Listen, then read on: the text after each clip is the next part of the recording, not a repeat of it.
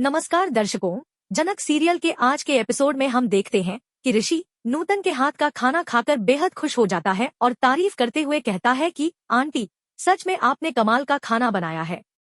मैं कहता हूँ आप कोलकाता आइए मेरी शादी में। इस पर नूतन मुस्कुराते हुए कहती है कि बेटा, यह तो पॉसिबल नहीं है। और देखो, लगता है आज बारिश होगी। गांव देवता दुखी होंगे ना, इसलिए बहुत तेज पानी बरसेगा। ऋषि यह सुनकर हैरान होता है और पूछता है, ये क्या लॉजिक है आंटी? तब नूतन बताती है कि गांव में मान्यता है कि मेले के आखिरी दिन गांव के देवता दुखी हो जाते हैं और उनके आंसू ही बारिश के रूप में गिरते हैं। ऋषि कहता है कि उसे इन बातों पर यकीन नहीं होता। तभी झनक आकर कहती है, अरे छोड़ो ना इशारी बाबू, इतना विश्वास नहीं करते तो क्या हुआ, मैं आपको छोड़ने जाती हूँ। यूं गई और यूं आई। इसके बाद वह ऋषि को बाहर तक छोड़ने जाती है और रास्ते में बताती है कि गांव में आज की बारिश तय है, क्योंकि गांव देवता बहुत भावुक हो जाते हैं। वह बताती है कि पिछले साल तो इतनी बारिश हुई थी कि पूरा गांव डूब गया था, नदियां और नहरें सब उफान पर आ गई थी। अच्छा हुआ कि सूरज देवता की कृपा से सब सूख गया। ऋषि थोड़ा चौंकता है और कहता है, इतनी बारिश सिर्फ इसलिए कि देवता दुखी होते हैं? झनक मुस्कुराकर जवाब देती है, हाँ, उनके आंसू ही तो मूसलाधार बारिश बनते हैं। उन्हें भी तो हमसे प्यार होता है। ऋषि मजाकिया लहजे में कहता है, काफी लॉजिकल बात है। तभी उसका फोन बजता है और वह कहता है, अच्छा, 1 मिनट, मेरा कॉल आ रहा है। इसके बाद ऋषि फोन उठाता है और मून से बात करने लगता है, जो पूछती है, ऋषि तुम कब आ रहे हो? ऋषि फोन पर मून से बात कर रहा होता है। वह कहता है, कल सुबह 7:30 बजे की मेरी ट्रेन है, मैंने तो बताया था। मून थोड़ी हैरानी से पूछती है, फिर तुम आज क्यों रुक गए हो? ऋषि समझाता है, एक्चुअली गांव में एक फंक्शन था मेरा, उसे देखने के लिए रुक गया। मैं कल आ जाऊंगा। मून कहती है, ठीक है, वैसे भी मुझे लेक्चर के लिए कॉलेज जाना है। इस पर ऋषि थोड़ा खिन्न होकर पूछता है, क्या तुम छुट्टी नहीं ले सकती? मैं यहाँ आ रहा हूँ और तुम कॉलेज जा रही हो। मून मुस्कुराते हुए कहती है, क्यों? क्या मैं अपनी बच्चों को नहीं पढ़ाऊं? शादी के बाद जो छुट्टियां लेनी होंगी उनका क्या? ऋषि हार मानकर कहता है, ठीक है ठीक है। मून फिर पूछती है, गुस्सा हो रहे हो क्या? तभी पीछे से झनक की आवाज आती है, हाँ, शैली बाबू को गुस्सा आ रहा है। मून चौंक कर पूछती है, ये किसकी आवाज थी? ऋषि थोड़ा झिझकते हुए जवाब देता है, गांव की एक लड़की है, उसकी आवाज अच्छी है। वैसे हम बस गांव में घूम रहे थे। फिर वह मौसम की ओर देखता है और कहता है, एनीवे मून, रखो, लगता है बहुत तेज बारिश होने वाली है। मैं तुम्हें बाद में कॉल करता हूँ। कॉल कट होते ही ऋषि झनक से नाराज होकर कहता है, तुम सच में पूरी तरह पागल हो। अच्छा, एक काम करो, तुम यहाँ से चली जाओ, मैं चला जाऊंगा। लेकिन झनक भावुक होकर कहती है, नाना, मैं आपको ऐसे नहीं छोड़ूंगी। मैं आपको आपके घर तक छोड़ दूंगी, फिर चली जाऊंगी। तेज हवाएं चलने लगती है, माहौल गंभीर हो जाता है। झनक आकाश की ओर देखते हुए कहती है, लगता है मूसलाधार बारिश होगी। मुझे अब जाना ही पड़ेगा, लेकिन हाँ, अगर मैं कभी कोलकाता आई तो बारिश होने वाली है। ये कहकर ऋषि कॉल काट देता है और झनक से कहता है, तुम सच में पूरी तरह से पागल हो। अच्छा, एक काम करो, तुम यहाँ से चली जाओ, मैं चला जाता हूँ। लेकिन झनक जिद पर अड़ी रहती है और बोलती है, नाना, मैं आपको ऐसे नहीं छोड़ सकती। मैं आपको आपके घर तक छोड़ दूंगी, फिर चली जाऊंगी। वह ऋषि को छोड़ने निकलती है, तभी तेज हवाएं चलने लगती हैं। झनक आसमान की ओर देखती है और कहती है, लगता है मूसलाधार बारिश होने वाली है, मुझे जाना पड़ेगा। लेकिन हाँ, अगर मैं कोलकाता आऊंगी तो आपसे जरूर मिलूंगी। वह आगे कहती है, आप कह रहे थे ना कि मुझे अपना एड्रेस और फोन नंबर देंगे? दे दीजिए। ऋषि जवाब देता है, मेरे पास पेन नहीं है। एक काम करो, तुम अपना नंबर डायल करके देती जाओ। झनक नंबर डायल कर देती है। ऋषि कहता है, जब भी तुम कोलकाता आओ, मुझे कॉल करना या मैं ही कर लूंगा। तुम मेरा नंबर सेव कर लेना। इतने में बारिश जोरों से शुरू हो जाती है। जैसे ही झनक निकलने लगती है, ऋषि उसे वापस बुला लेता है और कहता है, तुम इतनी तेज बारिश में कैसे जाओगी? थोड़ी देर रुक जाओ। झनक कहती है, बारिश नहीं रुकने वाली शहरी बाबू, अगर मैं यहाँ रुक भी गई तो कुछ हल नहीं निकलेगा। ऋषि समझाता है, पिछले साल जो हुआ जरूरी नहीं इस साल भी हो। मैं कह रहा हूँ ना, ऐसा कुछ नहीं होगा। थोड़ी देर रुक जाओ, बारिश निकल जाएगी और तुम पहुँच जाओगी। मैं तो पहले ही कह रहा था कि मेरे साथ मत चलो, लेकिन तुमने सुना नहीं। फिर वह आगे कहता है, एक काम करता हूँ, मैं तुम्हें खुद गांव तक छोड़ देता हूँ। झनक चिंतित होकर बोलती है, इतना आसान नहीं है। जिस तरह से बारिश हो रही है, बिजली कड़क रही है, कुछ भी हो सकता है, रास्ते बंद हो गए होंगे। ऋषि फिर उसे शांत करते हुए कहता है, तो क्या हुआ? अगर तुम यहाँ रुक भी गई तो कुछ नहीं होगा। उधर दूसरी तरफ नूतन को झनक की चिंता सताने लगती है। वह परेशान होकर बैठी होती है। तभी उसकी बुआ आती है और पूछती है, क्या हुआ? तुम्हारी बिटिया कहाँ है? नूतन जवाब देती है, वो झनक, मैंने उसे शहरी बाबू को छोड़ने के लिए भेजा है। बुआ थोड़ा तंज में कहती है, हमें तो पहले ही अंदेशा था, जब से वो शहरी बाबू आया है तब से तुम। बुआ गुस्से में नूतन से कहती है कि वह अपनी बेटी को जबरन उस शहरी लड़के के पीछे लगा रही है, जैसे उसे किसी भी हाल में शहर भेजना चाहती हो। वह नूतन पर तंज कसती है कि उसे गांव की रीति रिवाज, संस्कार सब भूल गए हैं। बुआ कहती है कि अगर पराशर होता तो क्या वह ये सब देख पाता?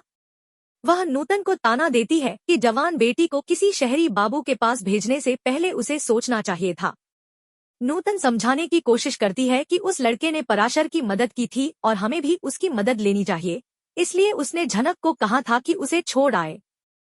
मगर बुआ का गुस्सा कम नहीं होता और वह कहती है कि जैसे कोई बच्चा खो गया हो, वैसे ही उसे भेज दिया गया। वह चेतावनी देती है कि कल को कुछ ऊंच नीच हो गया तो नूतन और उसकी बेटी ही जिम्मेदार होंगी।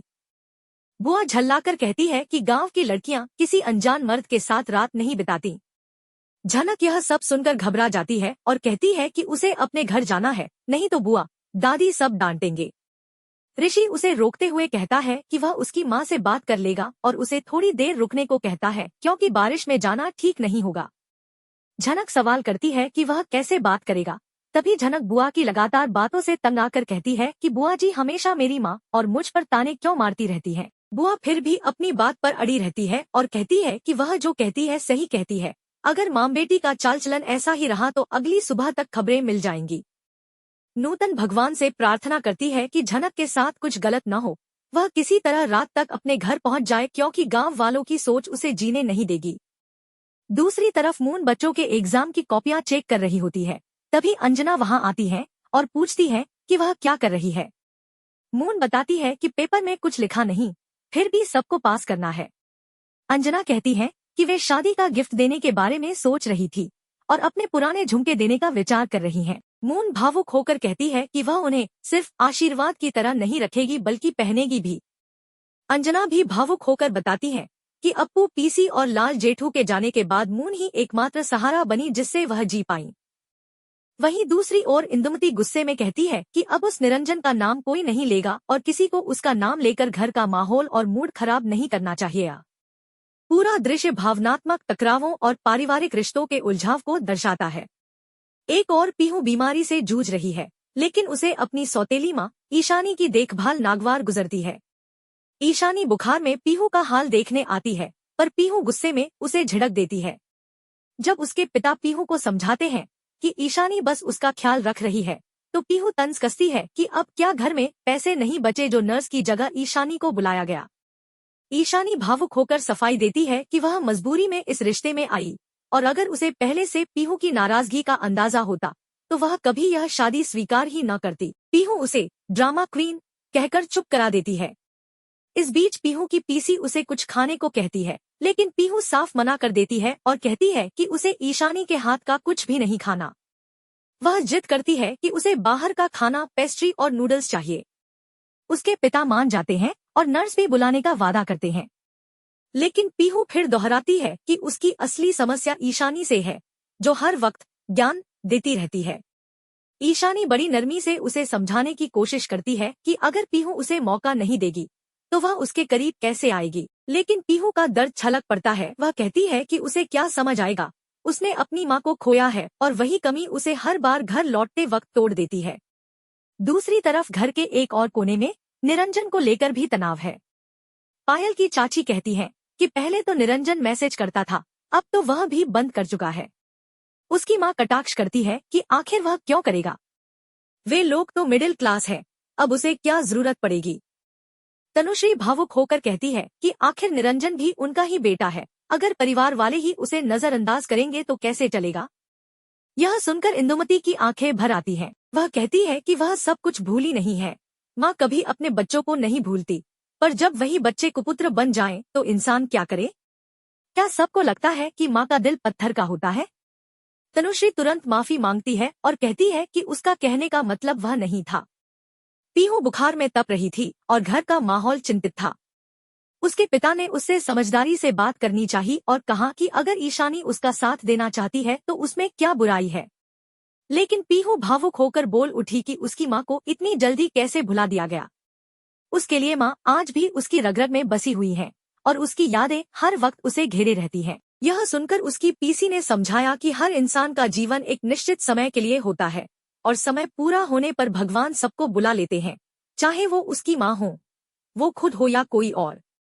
बार बार बीती बातों में उलझकर वह अपनी जिंदगी आगे नहीं बढ़ा पाएगी। तब ईशानी ने दुखी मन से कहा कि वह समझ गई है कि पीहू उसे पसंद नहीं करती और जैसे ही पीहू के बोर्ड एग्जाम खत्म होंगे वह वादा करती है कि घर छोड़ देगी ताकि पीहू शांति से रह सके। पीहू ने गुस्से में उसकी बातों को नाटक बताया और पीसी ने ईशानी को टोका कि वह ऐसे वादे न करे जो निभा न सके। लेकिन ईशानी ने दृढ़ता से कहा कि वह अपना वादा निभाएगी। तभी पीहू के पिता ने कहा कि अब बहुत बातें हो गईं और ईशानी से पीहू के पास बैठने को कहा। पट्टी लगाने की कोशिश में जब वे असहज हुए तो ईशानी ने खुद उसे संभाल लिया। पीहू चिल्लाई लेकिन जल्द ही थककर सो गई। बुआ पूजा के लिए जा चुकी थी और अब पीहू की देखभाल की पूरी जिम्मेदारी ईशानी पर थी। जैसे ही पीहू नींद में गई, ईशानी ने प्यार से उसके माथे पर पट्टी रखी और मन ही मन सोचा कि भले ही पीहू उससे नफरत जताती हो, लेकिन उसका बुखार धीरे धीरे उतर रहा है, जिससे साफ है कि कहीं न कहीं उसके दिल में एक कोना है जो ईशानी को अपनाना चाहता है। उसे यकीन था कि एक दिन सब ठीक हो जाएगा। थोड़ी देर में पीहू के पिता लौटे और बोले कि उन्होंने खाना बाहर से मंगा लिया है। ईशानी ने धीरे से कहा कि पीहू अभी सो रही है, तो वे बोले कि जैसे ही वह जागेगी उसे खिला देंगे। इसके बाद ईशानी के पति ने बताया कि जीत का फोन आया है और उससे बात करनी है। ईशानी ने धीमे स्वर में जवाब दिया, मैं जीत, और माहौल थोड़ी देर के लिए शांत हो गया। ईशानी अपने पति से कहती है, से क्या ही बात करूंगी, आप मुझे क्यों ऐसे कॉल देने को बोलते हैं, मैं बहुत अनकंफर्टेबल हो जाती हूँ। उसका पति जवाब देता है, मैंने कई बार नोटिस किया है कि जीत का नाम सुनते ही तुम्हारा चेहरा क्यों उतर जाता है। वो बस तुम्हें थैंक यू बोलना चाहता है। जाओ कॉल उठा लो। मजबूरी में ईशानी कॉल पिक करती है। दूसरी तरफ जीत बोलता है, ईशानी भाभी जी कैसी हैं? लगा था अब तबीयत ठीक हो गई होगी, लेकिन आपने बहुत गलत किया। प्यार आपसे कोई और करता है और आपने किसी और से शादी कर ली। क्या आपने कभी मेरे दिल के बारे में सोचा? ईशानी की नजर ऊपर टेरेस की ओर जाती है जहां उसका पति टहल रहा होता है। वह डर से कांपने लगती है और कहती है, तुम ये सब क्यों कर रहे हो? मेरी जिंदगी को बर्बाद कर दिया, अब और क्या बाकी है? जीत हंसते हुए कहता है, अभी पीछा कैसे छोड़ दूं? आप मेरे दिल में बसती हैं, दिमाग में नहीं। जब मुझे पता चला कि वो आदमी आपके पति हैं, तो मैंने सोचा दोस्ती का हाथ बढ़ाया जाए ताकि और करीब आ सकूं। जैसे ही सच्चाई सबके सामने आएगी, आपका पति खुद आपको घर से निकाल देगा। और वैसे भी आपने मुझे थप्पड़ मारकर बड़ी गलती की है। अब उल्टी गिनती शुरू कर दीजिए। ईशानी रोते हुए कहती है, तुम ये सब क्यों कर रहे हो? जीत कहता है, क्योंकि मैं तुम्हें पाना चाहता हूँ, तुम्हें अपने पास रखना चाहता हूँ।